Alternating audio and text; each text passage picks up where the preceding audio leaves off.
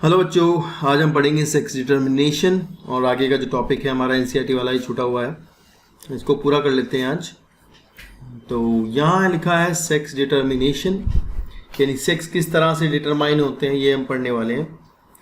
तो चलिए शुरू करते हैं। लिखा है कि the mechanism of sex determination has always been a puzzle before the geneticist and the initial clue about the genetic chromosomal mechanism of sex determination can be traced back to some of the experiments carried out in insects.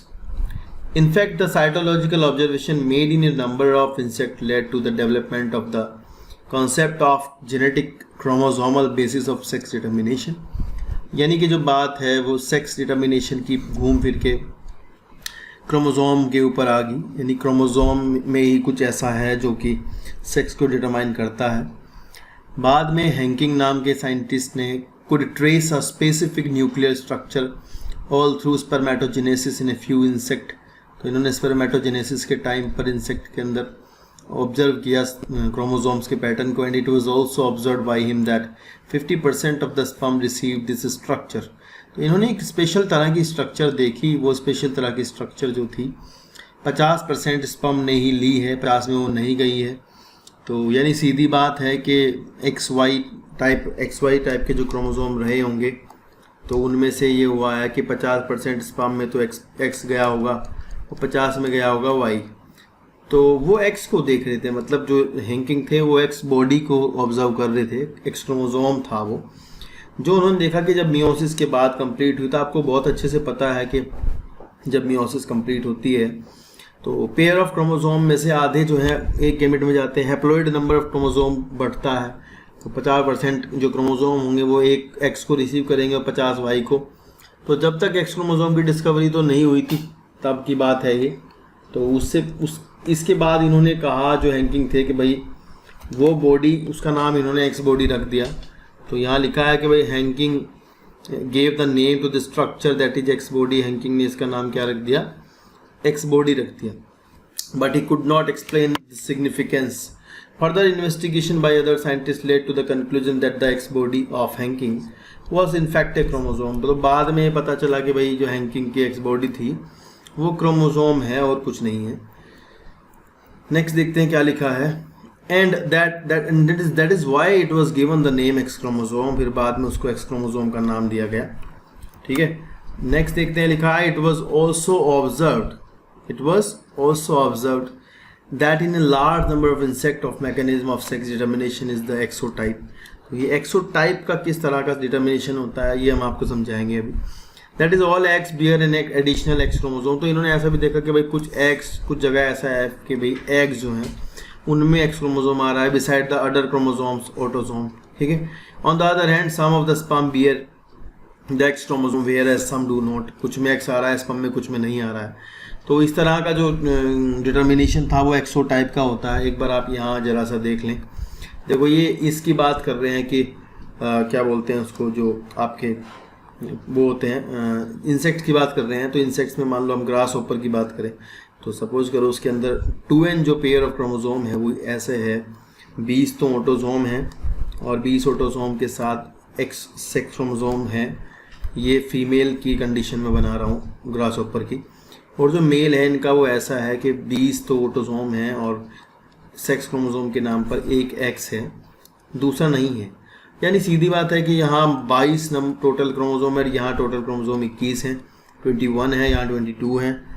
तो जो mail रहता है इनका grass ऊपर का, तो उनमें क्या रहता है कि एक सेक्स क्रोमोसोम कम रहता है, ठीक है। तो आप ये ज़रूर ध्यान रखें। इससे बार बार सवाल पूछते हैं कि एक ग्रास ऊपर में फीमेल में इतने क्रोमोसोम हैं तो उसके मेल में कितने क्रोमोसोम होंगे। तो आपको ध्यान रखना है कि एक क्रोमोसोम आप कम बताएंगे क्योंकि सेक्स क्रोमोसोम वहाँ एक ही होता है। तो जब इसमें गैमेट फॉर्मेशन होगा मेल के अंदर तो वो कैसे होगा कि 20 में से 10 + X गैमेट बनेगा और एक गैमेट ऐसा बनेगा कि जो 10+ खाली होगा, मतलब उसमें वहाँ कुछ नहीं आएगा सेक्स क्रोमोसोम के नाम पर। जबकि फीमेल के अंदर अगर हम बात करते हैं तो फीमेल में 10 के साथ X आएगा, तो एक ही तरह गैमेट बनेंगे। फीमेल हमारी होमोगैमेटिक होगी, एक तरह के बनाएगी 10 + X, और मेल में 2 तरह के बनेंगे 10 + X और 10 + 0। तो अगर भाई 10 + X जो है वो इसके साथ फर्टिलाइज करता है तो यहाँ मेल बनेगा चाइल्ड और अगर ये इसके साथ फर्टिलाइज करता तो चाइल्ड क्या बनेगा, फीमेल बनेगा, ठीक है ना। तो ये आपको ध्यान रखना है कि यहाँ मेल में एक्स क्रोमोसोम एक ही होता है, सेक्स क्रोमोसोम। यहाँ लिखा है एग, एक बार पढ़ लेते हैं क्या लिखा है। लिखा है egg fertilise by sperm having an X chromosome become females and those fertilise by sperm that do not have X chromosome become male. तो अगर ऐसे स्पर्म आ रहे हैं कि जिनमें एक्स क्रोमोसोम नहीं है और वो फर्टिलाइजेशन करते हैं फीमेल के एग का, तो ऐसे में मेल चाइल्ड पैदा होगा। And do you think the number of chromosome in the male and female are equal?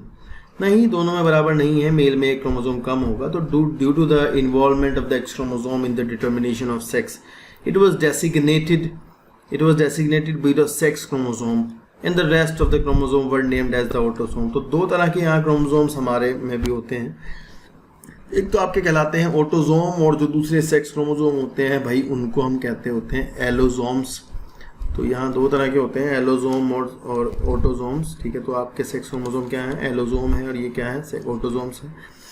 Grass hopper is an example, तो भैया ध्यान रखना ग्रास होपर इसका एक एग्जाम्पल है of exotype of sex determination in which the male have only one X chromosome beside the autosomes, whereas female have a pair of X chromosome। Female के अंदर आपको मैंने बताया pair of X chromosome है, ठीक है। Next तरह का इन्होंने बताया कि these observations led to the investigation of a number of species to understand the mechanism of sex determination in a number of other insects and mammals including man। XY type of sex determination is seen where both male and female have same number of chromosome। तो mammals में बहुत जगह ये देखा गया कि भाई जहाँ फीमेल में, हमारी बात कर रहे हैं मतलब ये सीधा सीधा, तो हमारे में क्या होता है, हमारे में ऑटोसोम होते हैं 22 पेयर और एक पेयर सेक्स क्रोमोसोम का होता है, तो टोटल 46 बैठते हैं। फीमेल हमारी XX होती हैं, मेल हमारा XY होता है। तो यहाँ लिखा है XY type of sex determination. तो देखो ये आप बात ध्यान रखना कि जो हमारे में सेक्स का डिटर्मिनेशन है, बच्चा हमारा लड़का होगा लड़की होगी, ये सारा का सारा मेल पर डिपेंड करता है। डिपेंड तो मेल पर भी नहीं करता, वो तो बाई चांस है कि sperm carrying the Y chromosome will fertilise with the egg. अगर वाई क्रोमोसोम वाला स्पर्म आके फर्टिलाइज कर जाएगा तो सीधी बात है जाइगोट में जो जाइगोट होगा वो मेल ही होगा, उसमें मेलनेस आएगी इन फ्यूचर। तो अगर XX के साथ फ्यूज करता है तो फीमेलनेस आएगी। इसमें फीमेल का बिल्कुल भी कोई दोष नहीं है कि आप जैसे आजकल सुनते भी होंगे कि भाई फीमेल्स को इसके लिए सज़ा दी जाती है कि तुम जो है एक पुत्र पैदा नहीं कर पाई। तो ये मेल पर डिपेंड करता है, डिपेंड तो मेल पर भी नहीं करता है।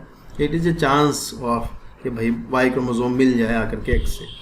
तो ये लिखा है कि seen where both male and female have same number of chromosome. Among the male an X chromosome is present but its counterpart is distinctly smaller and called the Y chromosome. तो Y chromosome जो है वो छोटा होता है X के, और जो जीन्स होते हैं X के ऊपर वो वाई से अलग होते हैं, X के जीन वाई पर नहीं मिलते। अच्छी किताबों में पढ़ोगे तो X के कुछ जीन किनारे से, बहुत किनारे वाला जो पार्ट होता है वहाँ से जीन X के और वाई के सेम होते हैं, कुछ जीन मिलते हैं। फिर लिखा है female however have a pair of X chromosome but male and female bear same number of autosomes, hence the male have autosome plus XY while female have autosome plus XX। तो in human being and Drosophila the male have one X and one Y chromosome whereas female have a pair of X chromosome beside autosomes। तो यहाँ से आपको एक बात और ध्यान करनी है कि जो आपकी ये होती है ड्रोसोफिला, तो इसके अंदर आपको ये XY सिस्टम तो है ही, आपको पता होना चाहिए कि जैसे हमारे में तो क्या होता है कि पहले ऑटोसोम होते हैं, मतलब 22 पेयर तो ऑटोसोम होते हैं। उसके बाद हमारे में क्या होता है, 22 पेयर के बाद एक सेक्स क्रोमोसोम होता है। तो मतलब फीमेल हमारी ऐसी होगी 44 प्लस XX है ना, 44 प्लस XX हमारा फीमेल हुआ और 44 प्लस XY हमारी मेल हुई। तो ये हमारा लास्ट वाला पेयर क्रोमोसोम सेक्स क्रोमोसोम होगा, जबकि जो आप ड्रोसोफिला में 4 ही पेयर क्रोमोसोम के मिलते हैं। तो 4 पेयर जो मिलते हैं उनमें से पहला ही पेयर जो होता है वो सेक्स क्रोमोसोम होता है। दूसरा ड्रोसोफिला में XY टाइप जो है वो तो होता ही है, इसके साथ साथ ही जीन बैलेंस थ्योरी एक होती है जो कि यहाँ सेक्स को फर्टाइल और इनफर्टाइल करने में मदद करती है। यहाँ ऑटोसोम्स का और सेक्स क्रोमोसोम का रेशियो देखा जाता है ड्रोसोफिला में, जो कि आपकी यहाँ नहीं पढ़ाया गया है आपकी किताब ने। आपकी किताब कह रही है कि ड्रोसोफिला में ऐसे होता है कि भाई एक सेक्स क्रोमोसोम मतलब फीमेल इनकी ऐसी होती है XX प्लस ऑटोसोम्स कितने होंगे, 4 पेयर टोटल होते हैं। तो यहाँ 3 ऑटोसोम होंगे, 3 पेयर कितने क्या होंगे, ऑटोसोम्स होंगे ऐसे, ठीक है ना। या फिर आप ऑटोसोम्स को ऐसे भी लिख सकते हैं कि हमारे ऑटोसोम्स कितने होंगे, 6 होंगे टोटल, तो 8 होते हैं, तो ये फीमेल होगी और ड्रोसोफिला के, और मेल जो होगा ड्रोसोफिला का ये होगा। ये तो होगा ही होगा, साथ में इसके साथ में जीन बैलेंस थ्योरी काम करती है, जहाँ पर हम एक्स क्रोमोसोम और Y chromosome, X chromosome, sex chromosome और ऑटोसोम का रेशियो देखते हैं, जिसके बाद हम फर्टाइल और इनफर्टाइल मेल या फीमेल बताते हैं। सेक्स जो है वो वाई क्रोमोसोम से आता है, इसमें भी मेलनेस जो आएगी वो वाई से ही आएगी, लेकिन वो मेलनेस फर्टाइल होगी नहीं होगी, तो ये जीन बैलेंस थ्योरी पर डिपेंड करता है, जो आपके यहाँ पर नहीं पढ़ाई गई है। ठीक है, नेक्स्ट लिखा है whereas female have a pair of X chromosome beside autosomes. In the above description you have studied about two type of sex determining mechanism. XO type देखा आपने, XY type देखा। But in both cases male produce two different type of gamete. तो दोनों में ही XO में भी mail दो तरह के गैमेट बना रहा था, हेट्रोगैमेटी शो कर रहा था एक्चुअली। जो अगर कहीं पर फीमेल हेट्रोगैमेटी शो करती है तो वो बर्ड्स में आपको बताया जाएगा। यहाँ लिखा है आइदर, रेप्टाइल्स में भी होती है female हेट्रोगैमेटी, either with or without X chromosome. Some gametes will X chromosome and some with Y chromosome. Such type of sex determination mechanism is designated as example of male heterogamety. यानी यहाँ mail जो है वो दो अलग अलग type के gamete बनाता है, वो हेट्रोगैमेटी शो करता है एक्चुअली। मेल आपका कैसा है, हेट्रोगैमेटी शो करता है, जबकि फीमेल होमोगैमेटी शो करती है। इन सम अदर ऑर्गेनिज्म जैसे कि बर्ड्स, रेप्टाइल्स एक्सेट्रा में a different mechanism of sex determination is observed. तो वहाँ पर जो है आप एक विशेष प्रकार का दूसरा सेक्स डिटर्मिनेशन के देखोगे, जहाँ पर मेल जो होगा आपका वो कैसा होगा, होमोगैमेटिक होगा, फीमेल आपकी हेट्रोगैमेटिक होगी। As you can see in this diagram, ये आपको यहाँ पर जो डायग्राम ऊपर दिखाया गया है ये बर्ड वाला, इसमें आप देख रहे हैं कि जेड जो है वो मेल है एक्चुअली, ये जेड में मेल है, और जो आपका ये फीमेल है ZW है। ठीक है, तो ये भी बात आपको यहाँ ध्यान रखनी होगी बर्ड्स की, कि भाई बर्ड में फीमेल होमोगैमेटी शो करती है, फीमेल हेट्रोगैमेटी शो करती है, मेल आपका होमोगैमेटी शो करता है। ठीक है, तो नेक्स्ट देखते हैं क्या लिखा है कि in this case the total number of chromosome is same in both male and female, but two type of gamete in terms of the sex determination. Sex chromosomes are produced by female. Female heterogamety in order to have a distinction with the mechanism of sex determination described earlier, the two different sex chromosome of a female bird has been designated to be the ZW chromosome. तो इनको ZW कहा गया है। In these organisms, the female have one Z and W chromosome, whereas male have a pair of Z chromosome beside the autosome. तो mail के अंदर क्या होता है, पेयर ऑफ क्रोमोसोम होता है, मतलब होमोगैमेटी शो करता है मेल, हेट्रोगैमेटी शो करती है आपकी फीमेल। ठीक है, तो यहाँ इसके बाद इन्होंने अच्छे से एकदम बड़ा सा करके सेक्स डिटर्मिनेशन इन ह्यूमन को पढ़ाया है, पूरे में एकदम बस बकवास लिखी है सारी, एक बार देख लो बस क्या बताया। मैं यहाँ वैसे करके बता देता हूँ आपको, बच्चों वाली बात है।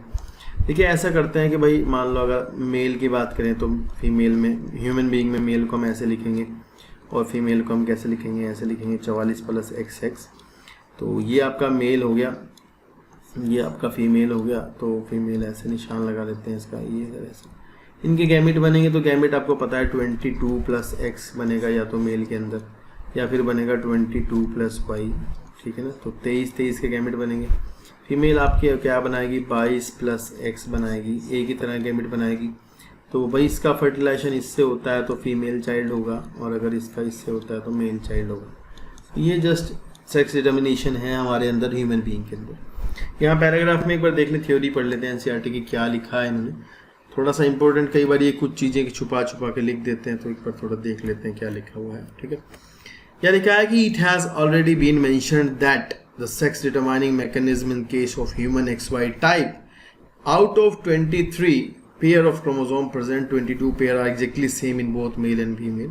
तो 22 तो ऑटोसोम है यार, 22 में क्या है, 22 तो जो है वो पेयर में ही, मतलब वो ही होंगे, सेम टू सेम ही होते हैं। And these are autosomes and a pair of X chromosome are present in the female. एक पेयर X क्रोमोसोम का वो फीमेल में प्रेजेंट होता है। Pair as the presence of X and Y chromosome are determinant of the male and characteristics. During spermatogenesis among male, two type of gamete are produced. दो तरह के gamete बनते हैं। 50% गैमेट जो होते हैं वो स्पर्म कैरी कर, मतलब 50% टोटल स्पर्म कैरी करते हैं X, और 50% में Y जाएगा। Beside the ऑटोसोम, साथ ऑटोसोम के साथ मतलब Y भी जाएगा। ठीक है, तो वही हम दिखाया कि 22 + X या 22 + Y बनेगा। फीमेल आपकी एक ही तरह का इक्वल प्रोबेबिलिटी है, उसके पास 22 + X ही बनेंगे। ठीक है, in case of the ovum fertilise with the sperm carrying X chromosome. तो यार ये पूरा लिखा है कि भाई एक्स एक्स जाता है तो लड़की होगी, एक्स वाई जाएगा तो लड़का होगा, मेल होगा into male offspring. thus it is evident that it is the genetic makeup of the sperm that determines the sex of the child, and it is also evident in each pregnancy there is always 50% chance of the male or female child। यहाँ से इस line से medical में NEET में सवाल आता है, वही थोड़ा इंपॉर्टेंट रहता है। ऐसे पूछते हैं कि किसी को 6 बच्चे हुए तो 7वां लड़का होगा नहीं होगी, इसकी क्या प्रोबेबिलिटी होगी। बच्चे क्या करते हैं, छठे के बाद 7वें की निकालने लगते हैं प्रोबेबिलिटी, जबकि उसकी 1/2 ही होती है। तो ये थोड़ा आसान है, सवाल इस लाइन से आता है। देखो सवाल एनसीईआरटी सवाल देती ज़रूर है, बना देती है ना, तो 1/2 होगी। किसी को 6 चाइल्ड हुए हैं, 7वां चाइल्ड लड़की होगी, क्या प्रोबेबिलिटी है, तो 1/2 ही है हमेशा। यहाँ लिखा है ना कि भाई it is also evident that in each pregnancy there is always 50% chance probability of either a male or female child. It is unfortunate that in our society women are blamed for giving birth for female children। तो भाई लड़कों को पिटाई करनी चाहिए वैसे तो, अगर पिटाई की बात है, बल्कि करनी किसी की भी नहीं चाहिए, लेकिन अगर मान लो फीमेल को पीट रहा है तो लड़के को पीटना चाहिए कि भाई लड़का क्यों नहीं हुआ। तो it depend on the male कि भाई वाई क्रोमोसोम आया है नहीं आया। तो ये थोड़ा सा इम्पोर्टेंट है ना, ध्यान रखना है, ये सामाजिक बातें हैं और आप जो है भविष्य में समाज के लिए इम्पोर्टेंट है, मतलब समाज ही हैं आप आने वाला, तो आप ये चीज़ें ध्यान रखें, ठीक है। नेक्स्ट देखते हैं sex determination in honey bee. तो भैया ये थोड़ा सा इम्पोर्टेंट है हनी बी का, इसको एक बार देख लेते हैं इसमें क्या होता है। देखिए इसमें पार्थिनोजेनेसिस आपको देखने को मिलेगी, यहाँ वही खास चीज़ है जो यहाँ आती है पेपर में भी आपसे। तो एक बार आप देखो क्या क्या हुआ है। लिखा है the sex determination in honey bee is based on the number of sets of chromosome an individual receives An offspring formed from the union of a sperm and egg develop as a female queen or worker। तो एक बार मैं पहले समझा देता हूँ। देखो यहाँ जो फीमेल होती है भैया उसके पास 32 क्रोमोसोम होते हैं, मेल के पास 16। सीधी बात है, मेल तुम्हारा कैसा है भाई, हैप्लॉइड है, फीमेल तुम्हारी कैसी है भाई, डिप्लॉइड है। तो यहाँ मेल होता ही हैप्लॉइड है भाई, है ना, होता ही हैप्लॉइड, अब डिप्लॉइड तो है ही नहीं वो मेल। तो कैसे बनता है मेल ये हमें जानना है। तो देखो फीमेल में मियोसिस होगी, एग बनेंगे, एंड अगर अनफर्टिलाइज्ड एग फीमेल का, मान लो ये अनफर्टिलाइज्ड एग है, इसको हम कह रहे हैं अनफर्टिलाइज्ड एग। तो यार ये अगर अनफर्टिलाइज्ड एग मेरे भाई, अगर ये डायरेक्टली जो है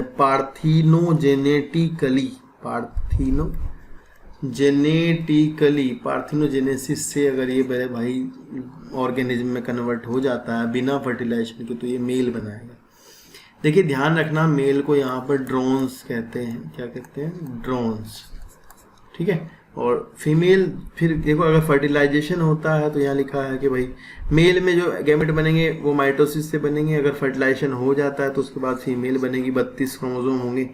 मान लो इसका फर्टिलाइजेशन इससे यहाँ हो जाता है, इस वाले का, तो 32 होंगे। तो female are of 2 type, queen बनती हैं और वर्कर बनते हैं।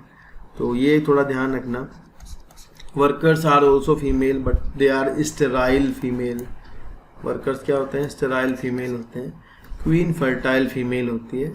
ये फर्टाइल फीमेल कैसे कन्वर्ट होता है, इसमें जो एम्ब्रियो होता है वो कैसे कन्वर्ट होता है, तो ऐसे बताते हैं कि if the embryo will feeds upon the royal jelly then the embryo will convert into queen.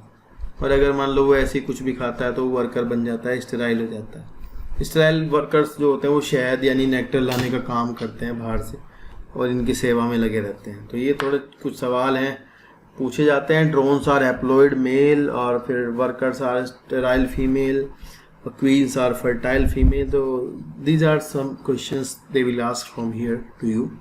तो यहाँ देखते हैं आगे क्या है। यहाँ है कि भैया the sex determination in honey bee is based on the number of set of chromosome an individual receives. An offspring formed from the union of sperm and a egg develop as a female queen or worker। तो यहाँ just a second है, यहाँ लिखा है कि भाई एक offspring जो है वो एग जब फर्टिलाइजेशन हो जाएगा तो उसके बाद वो फीमेल में बदल जाता है।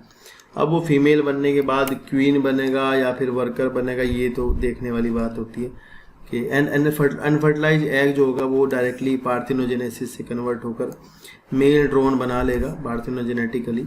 And this means that the male have half number the chromosome, 16 होते हैं उसके अंदर, बिल्कुल सही बात है। And the female have diploid number of chromosome 32 and having 16 chromosome, this is called the haplodiploid sex determination. system and has special oh my god चल जाए and has special characteristic features such as male produce sperm by mitosis। तो यार mail जब haploid है तो haploid में थोड़ा ही meiosis हुआ करती है, हैप्लॉइड में जब मियोसिस होती ही नहीं है तो फिर कहाँ मिल के अंदर मियोसिस हो जाएगी, ठीक है ना।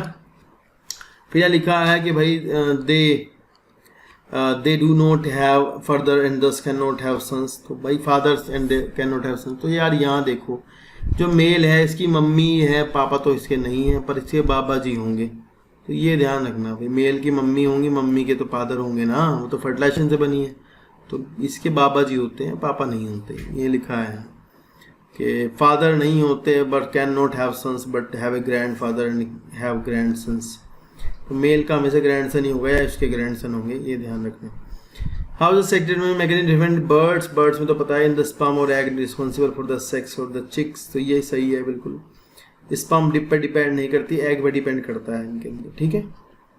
नेक्स्ट देखते हैं, नेक्स्ट हेडिंग है हमारा म्यूटेशन। तो बहुत इंपॉर्टेंट टॉपिक है भाई, इसको हम स्टडी करते हैं क्या है। थोड़ा सा जितना दिया है उतना हम आप बताएंगे, थोड़ा और बता देंगे। ये देखते हैं क्या है। देखिए mutation is a phenomenon which result in alteration of DNA. अगर आप सामान्य भाषा में नॉर्मली ये समझना चाहते हैं कि म्यूटेशन क्या चीज़ होता है, क्या है म्यूटेशन, तो आप ये समझ सकते हैं कि आपका जो डीएनए होता है उस डीएनए के अंदर आपके कुछ इन्फॉर्मेशंस छुपी होती हैं। वो इन्फॉर्मेशंस जो आपके डीएनए में छुपी होती हैं वो ये इन्फॉर्मेशन होती हैं कि भाई किस तरह से आपका कोई प्रोटीन का जो मॉलिक्यूल है उसमें अमीनो एसिड्स का क्या ऑर्डर है। देखिए बहुत सिंपल आपको ये समझना होगा कि आपकी बॉडी में बहुत सारी तरह की प्रोटीनें मिलती हैं, बहुत सारी तरह की जो प्रोटीनें मिलती हैं उन प्रोटीनों के अंदर अमीनो एसिड्स का ऑर्डर होता है। अब उन अमीनो एसिड का जो ऑर्डर होता है उसकी इन्फॉर्मेशन, उसका जो लगने का जो क्रम है वो कहाँ छुपा होता है, वो भाषा, वो कोड भाषा, वो आपकी कोड भाषा डीएनए में छुपी होती है। डीएनए उसको आरएनए की फॉर्म में कन्वर्ट करके आगे भेजता है राइबोसोम के पास और राइबोसोम उससे प्रोटीन बनाते हैं। तो बात यह है कि मान लो उस कोड भाषा में किसी वजह से, किसी भी तरीके से, किसी भी वजह से अगर कोई परिवर्तन हो जाए तो यहाँ पर उससे बनने वाला जो अमीनो एसिड होगा वो या तो बदल जाएगा या नहीं बनेगा या कुछ और हो जाएगा। बात समझ आई? तो इससे क्या होगा कि जो पूरा प्रोटीन का जो स्ट्रक्चर होगा वो परिवर्तित हो जाएगा, चेंज हो जाएगा, बदल जाएगा।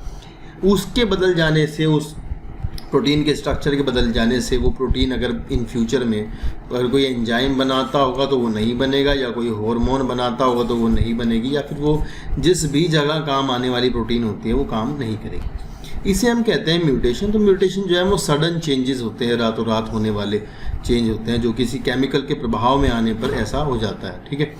तो एक बार पढ़ते हैं क्या लिखा है। यहाँ लिखा है mutation is a phenomenon which result in alteration of DNA sequences and consequently results in a change in the genotype and the phenotype। तो दोनों ही चीज़ों में चेंज आएगा, जीनोटाइप में भी और phenotype में भी चेंज आएगा।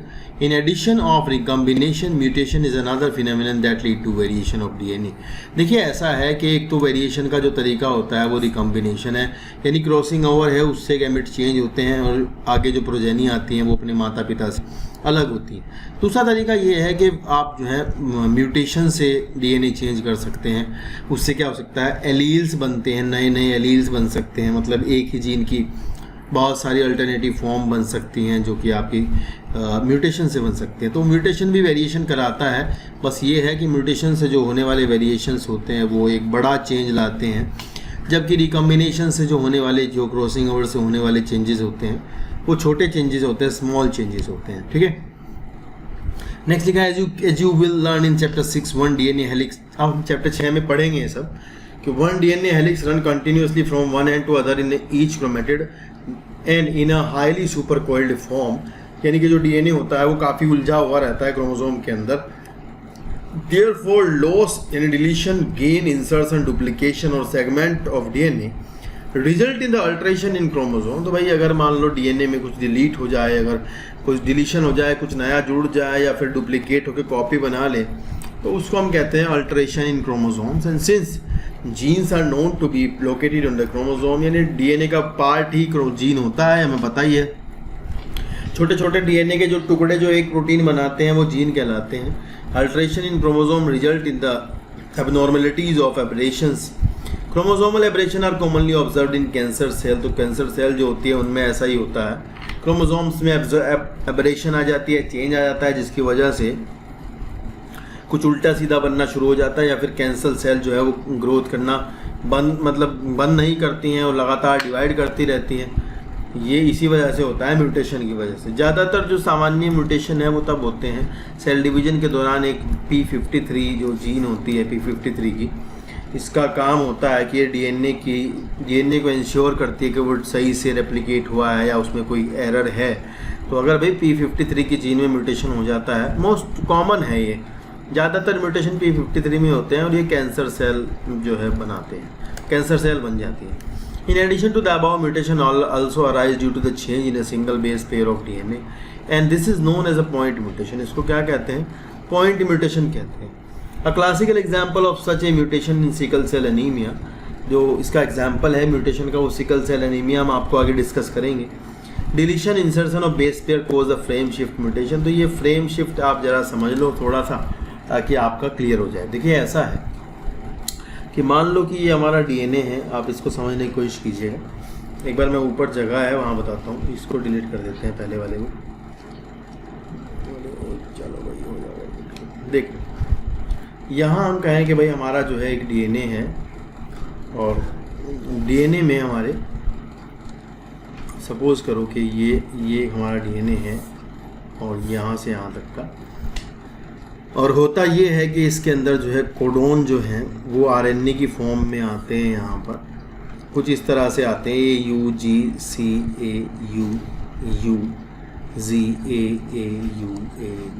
इस तरह से आते हैं, ठीक है। तो पहला कोडोन ये है, दूसरा 3 का एक कोडोन होता है, 3 न्यूक्लियोटाइड का एक कोडोन होता है, तो तीसरा कोडोन ये है, चौथा कोडोन है, 5वां कोडोन ऐसा है। ये हमारे कोडोन्स हैं जो आगे एक एक करके हैं, और एक कोडोन जो है हमारा एक एमिनो एसिड बनाता है, ठीक है ना, इससे दूसरा बनेगा, ठीक है ना। तो अब मान लो अगर हम ये कहें कि भाई यहाँ कहीं डीएनए में इस पोजीशन पर डिलीशन हो गया है, डिलीट हो गया है, एक आपका जो न्यूक्लियोटाइड है, बेस पेयर है, वो यहाँ से हट गया है, तो उसके डिलीशन होने से जो आरएनए होगा उसके अंदर ये जी नहीं आएगा, इस पोजीशन पर यहाँ जी नहीं आएगा, ठीक है, तो ये गायब हो जाएगा। तो ऐसे में क्या होगा कि जो कोड बनेगा, कोडोन जो बनेंगे, छोटे छोटे जो जेनेटिक कोड्स होंगे वो आपके ऐसे बनेंगे। AUG पहला रहेगा, दूसरा CAU रहेगा, तो तीसरे में क्या होगा बाबू कि UG तो रहा नहीं है, तो UAA हो जाएगा, ठीक है। तो अब जैसे ही ये UAA होगा तो यहाँ ये स्टॉप कोडॉन हो जाएगा। क्या हो जाएगा? Stop codon.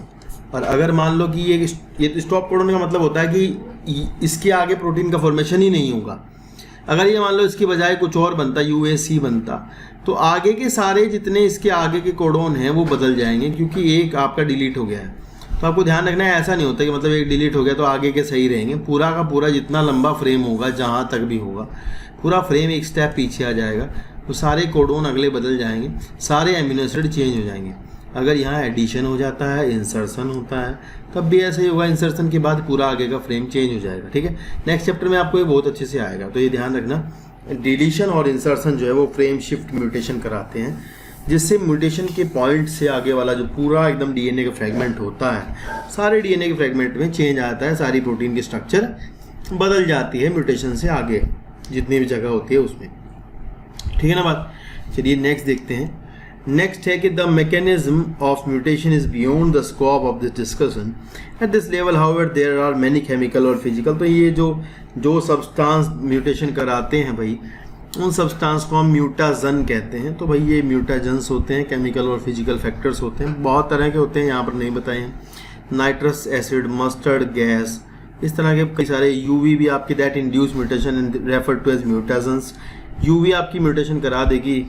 UV radiation can cause mutation in organism, it is a mutagen. तो ये यहाँ से आपसे पूछ लेते हैं कि भाई कौन म्यूटाजन्स क्या होते हैं, तो इतना ही आपसे पूछेंगे तो आप बता देंगे भाई म्यूटाजन्स जो है वो फैक्टर्स होते हैं जो कि आपके म्यूटेशन को कोज करते होते हैं, ठीक है। तो इसके अलावा ज़्यादा एनसीईआरटी ने बताया नहीं है म्यूटेशन, ठीक है। नेक्स्ट देखते हैं क्या है। नेक्स्ट यहाँ पर कुछ ऐसे सिंबल टाइप के दिए हैं, लिखा है जेनेटिक डिसऑर्डर पेडिग्री एनालिसिस। तो भाई इसका पेडिग्री एनालिसिस का मतलब भाई क्या है?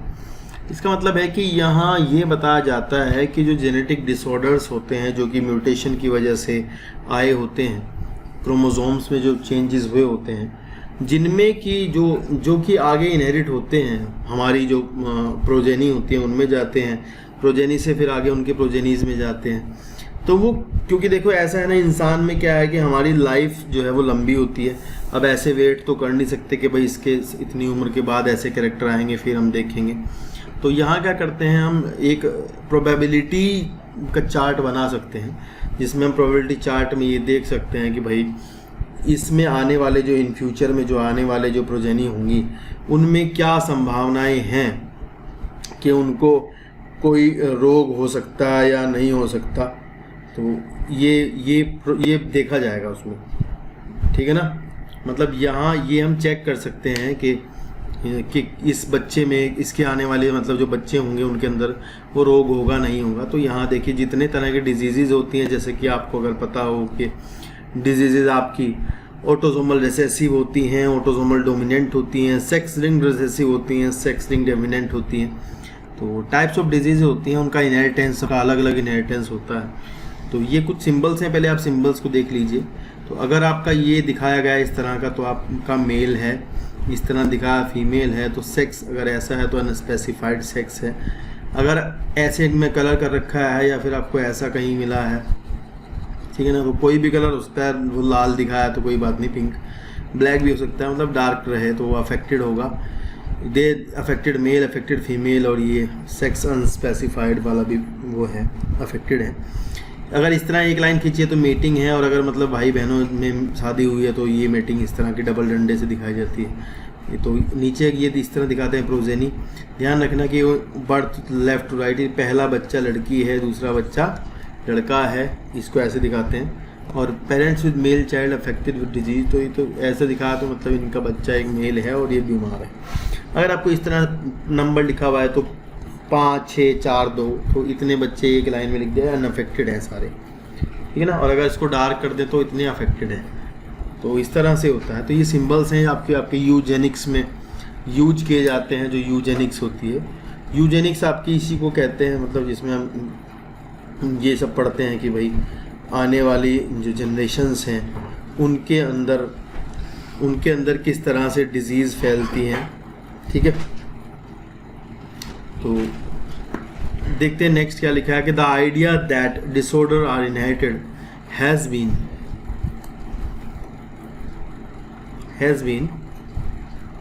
prevailing in the human society since long. This was based on the heritability of certain characteristics features of family and in family. After the rediscovery of mental work, the practice of analyzing inheritance pattern of trait in human being began. And since it is evident that control crosses that can be performed in pea plant, भाई मटर में जो cross कराते थे, controlled process मतलब इसका इस पर डाला ऐसा, तो हम ह्यूमन बीइंग में तो स्टडी नहीं कर सकते कि भाई ह्यूमन में हम क्रॉस करा के देख लेंगे, तो ये तो संभव नहीं है ना। इट विल टेक टाइम, और ये ऐसी संतान मान लो उल्टी सीधी पैदा हो जाए। तो study of the family history about inheritance of the particular trait provide an alternative. तो हम फैमिली हिस्ट्री पढ़ेंगे तो वो ज़्यादा अच्छी चीज़ होती है। इसके गाल्टन एक साइंटिस्ट थे, फ्रांसिस गाल्टन, उन्होंने इसको बताया था। And such an analysis of trait in a several generation of a family is called as the pedigree analysis. In the pedigree analysis, the inheritance of a particular trait is represented in the family tree over generations. तो family tree बना लेंगे हम यहाँ और देख लेंगे कौन सी बीमारी किसको होने की संभावना है, ये चीज़ कहाँ तक आगे जाएगी, ये सब देख लेंगे। In human genetics, pedigree study provide a strong tool which is utilized to trace the inheritance of specific trait, abnormality of disease or disease. Some of the important standard symbol used in the pedigree are shown in there. तो इस symbols आपको मैंने बता दिए सारे के सारे, इनमें कोई दिक्कत नहीं है ना सिंबल्स में, ठीक है। नेक्स्ट देखते हैं। As you have studied in this chapter, each and every feature in an organism is controlled by the one or other gene located on the DNA. तो आपको पता है कि जितने भी कैरेक्टर्स हैं हमने जहाँ पढ़े हैं, देखो आपको बहुत अच्छे से समझाई गई है बात कि जो DNA में जो कैरेक्टर्स हमारे होते हैं वो सीधा उनको कंट्रोल किया जाता है DNA के द्वारा। सीधा सीधा उनको कंट्रोल करते हैं डीएनए के द्वारा, ठीक है। डीएनए का काम होता है कि वो कैरेक्टर्स को कंट्रोल करता है। जैसा मैंने आपको बताया कि डीएनए आपका प्रोटीन बनाता है और प्रोटीन आपकी एंजाइम बनाएगी, फर्दर एंजाइम जो है वो कैरेक्टर्स को, चीज़ों को कंट्रोल करते होते हैं, ठीक है। नेक्स्ट देखते हैं, लिखा है कि भाई DNA present in the chromosome. DNA is the carrier of genetic information. DNA genetic information के कैरियर होते हैं। It is hence transmitted from one generation to the other without any change और अल्टरेशन। तो ये आपके जो है एक जनरेशन से अगली जनरेशन को जाते हैं बिना किसी चेंज के। हाउएवर चेंज और alteration do take place occasionally, तो चेंजेस भी हो जाते हैं। सच एन अल्टरेशन और change in the genetic material refer to at mutation. तो जो भी चेंजेस होते हैं they are called as mutation. फिर इन म्यूटेशंस की वजह से जो बीमारियां बनती हैं, जो जीन्स काम करना बंद कर देती हैं, काम करना ज़्यादा शुरू कर देती हैं, ये सारा भी म्यूटेशंस की वजह से होता है। तो ये बड़ी बीमारियां हो जाती हैं, मतलब जो हटती नहीं है, क्योंकि क्रोमोसोम की जो डिजीज़ होगी भाई वो तो बदलने से रही, वो तो है ही। फिर लिखा है number of disorder in human being have been found to be associate with the inheritance of change और अल्टर जीन क्रोमोसोम्स। तो भाई कई तरह के डिसऑर्डर्स जो हैं वो इसके साथ लगे हुए हैं, म्यूटेशन के साथ। उनमें से आगे इन्होंने कुछ को डिस्कस किया है। पहले तो आप कुछ 2-3 बातें मेरी समझ लीजिए, जान लीजिए। यहाँ पर देखिए, डिसऑर्डर्स आर ऑफ टाइप, कई टाइप के होते हैं, जिनमें से एक होते हैं ऑटोसोमल रिसेसिव डिसऑर्डर्स, ठीक है। ऑटोसोमल रिसेसिव, तो भाई हम ऑटोसोमल रिसेसिव जो होते हैं हमारे, उनको हम किस तरह से रिप्रेजेंट करेंगे? उनको हम ऐसे रिप्रेजेंट करते हैं, अगर भाई बीमारी आपकी ऑटोसोमल रिसेसिव है तो सीधी बात है, आप ध्यान रखेंगे अगर इंडिविजुअल ऐसा है तो उसको बीमारी है, डिजीज़ है, क्योंकि दोनों जीन उसके रिसेसिव हैं। अगर आपका इंडिविजुअल इस तरह का है तो आप कहोगे कि वो कैरियर है इस बीमारी के लिए, ऑटोसोमल रिसेसिव के लिए। यानी कोई ऐसी बीमारी जिसके जीन ऑटोसोम पर प्रेजेंट हों और दोनों रिसेसिव हो जाएं, तब वो बीमारी अपीयर होती हो, तो उसमें ये जो इंडिविजुअल होगा बेचारा, ये बीमार होगा, ये ठीक ठाक होगा, कैरियर होगा, पर नॉर्मल होगा, इसमें कोई दिक्कत नहीं होगी, पर नॉर्मल होगा। ये तो बिल्कुल ही नॉर्मल होगा क्योंकि ये डोमिनेंट है दोनों जीन, ये कोई दिक्कत नहीं है, ठीक है। दूसरी तरह की जो हमारी बीमारी होती हैं वो होती हैं ऑटोसोमल डोमिनेंट। तो ऑटोसोमल डोमिनेंट जो हमारी डिजीज़ होती हैं बच्चों, उनको भैया हम ऐसे दिखाते हैं, अगर ये वाला होगा तो बेचारा बीमारी होगा क्योंकि दोनों जीन डोमिनेंट है और बीमारी भी डोमिनेंट डी जीन के कारण हो रही है, तो ये भी बीमार होगा, ठीक है ना। और ये हमारे कैसे होंगे? बिल्कुल ठीक ठाक होंगे, इनको नो डिजीज़ है, इनको कोई बीमारी नहीं होगी, ठीक है ना। अगर हमारी बीमारी एक्स लिंक्ड रिसेसिव है, एक्स लिंक्ड रिसेसिव यानी कि भाई सेक्स क्रोमोसोम पर उसके जीन्स हैं और वो सेक्स क्रोमोसोम पर पाए जाने वाली जीन्स के कारण होती है, तो हम क्या क्या कह सकते हैं कि भाई वो इस तरह से इनहेरिट होगी। इस तरह से इनहेरिट मतलब देखिए, अगर कोई बीमारी आपकी सेक्स लिंक्ड रिसेसिव है यानी एक्स लिंक्ड रिसेसिव है, तो अगर कोई फीमेल है एक्स और उसके ऊपर एक क्रोमोसोम पर रिसेसिव जीन है, तो भाई बीमार तो ये नहीं होंगी, कैरियर होंगी, है ना, आगे ढोएंगी और नॉर्मल होंगी। अगर आपकी फ़ीमेल ऐसी है जो नॉर्मली हुई बिल्कुल, और अगर आपकी फ़ीमेल ऐसी हुई कि दोनों पर रिसेसिव हो गया है जीन, तब आपकी फ़ीमेल जो होगी वो बीमार होगी, इसको डिजीज़ हो जाएगी, ठीक है ना। तो ये थोड़ा ध्यान रखना, फीमेल के केस में अगर दोनों क्रोमोसोम पर रिसेसिव जीन आएगा एक्स क्रोमोसोम पर, तो तभी हम कहेंगे कि भाई फीमेल हमारी बीमार है। ये तो बात समझ रहे होंगे आप। अगर भाई हमारा मेल होगा बेचारा, इसके एक एक्स पर आएगा, एक वाई होगा इसके पास, तो ये तो गया, ये तो बीमार हो गया, क्योंकि इसमें तो वाई क्रोमोसोम पर तो डोमिनेंट जीन होगा ही नहीं। यहाँ कैरियर का केस नहीं, यहाँ कैरियर है फीमेल में, क्योंकि इधर वाले के ऊपर डोमिनेंट जीन है, इधर रिसेसिव जीन है।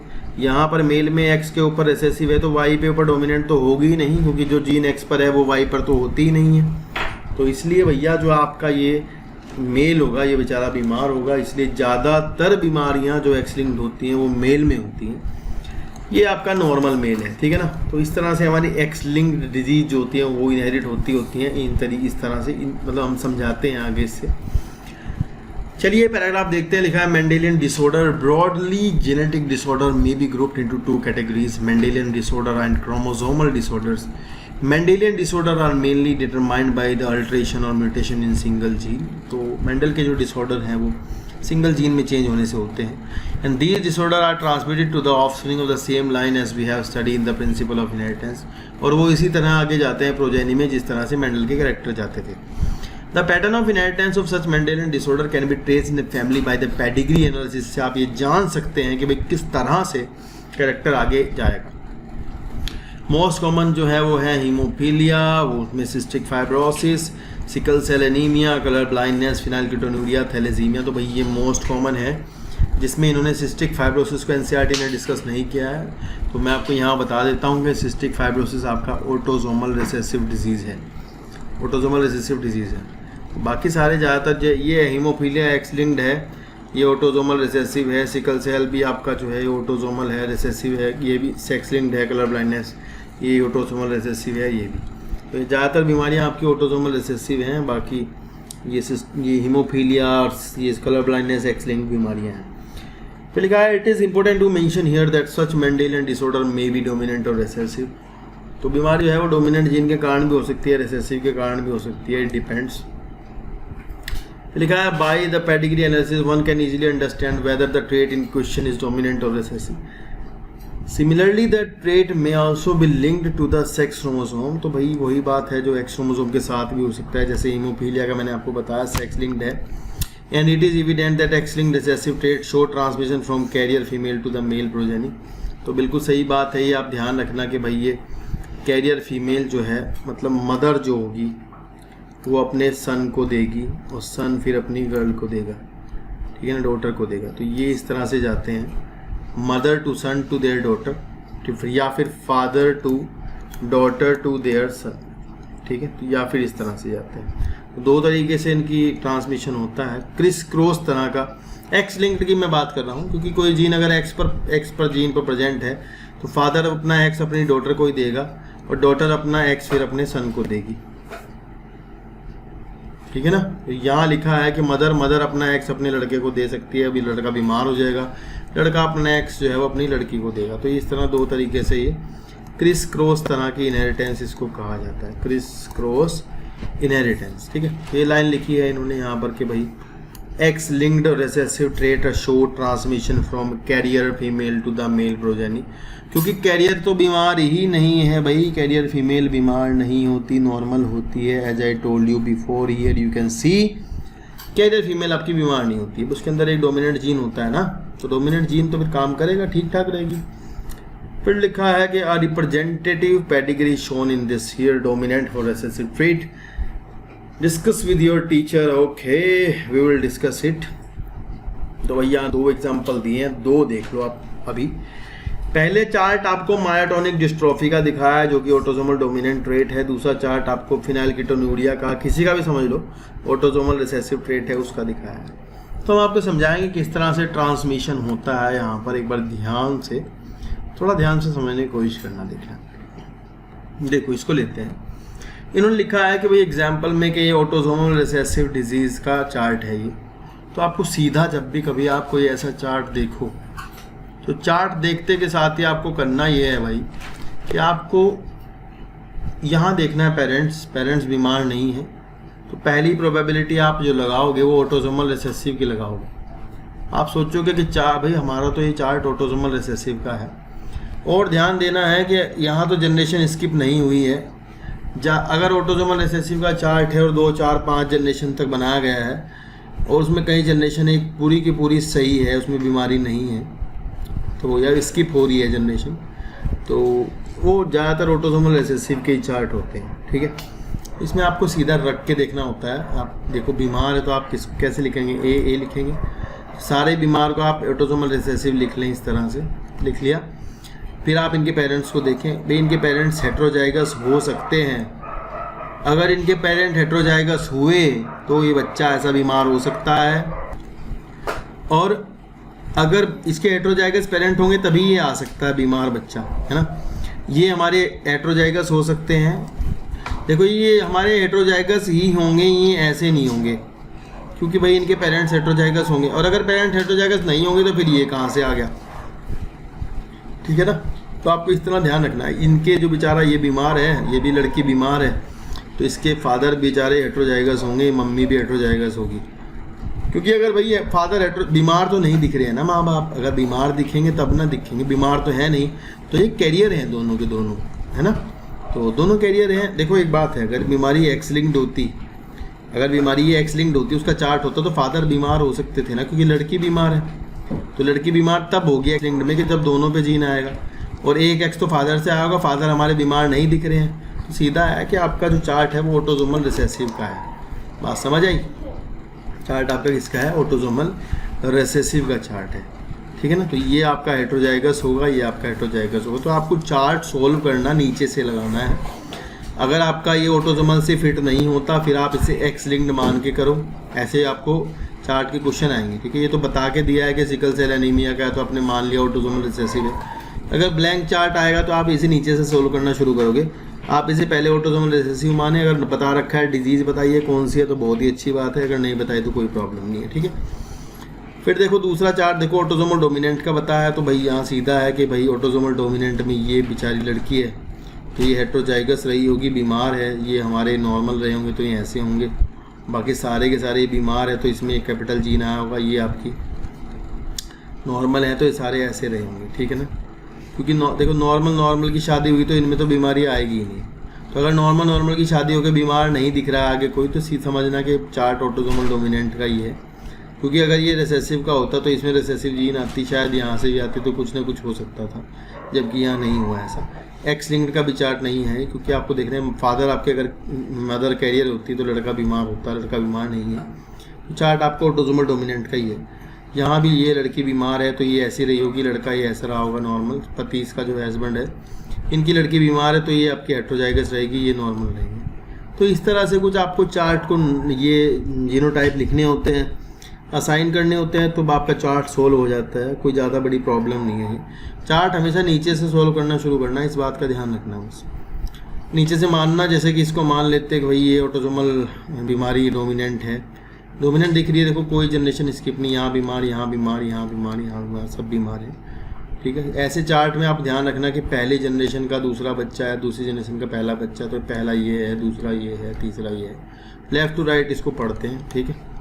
बाकी अगर प्रॉब्लम्स करोगे तो अब आपको ये आ जाएगा, ठीक है। तो यहीं तक का आप आज की वीडियो में देखेंगे। नेक्स्ट वीडियो में हम आपके साथ लेकर आएंगे नेक्स्ट टॉपिक जो है हमारे डिसऑर्डर्स जो हैं, उनमें से सिकल सेल एनीमिया से शुरू करते हैं। तो नेक्स्ट वीडियो में हमारे डिसऑर्डर्स खत्म हो जाएंगे, चैप्टर हमारा खत्म हो जाएगा। Thank you. आज की वीडियो में दोस्तों इतना ही। आगे की वीडियो देखने के लिए चैनल को सब्सक्राइब कर दीजिएगा और ये घंटी वाला बटन दबा दीजिएगा ताकि आपको नोटिफिकेशन मिलते रहें। Thank you so much.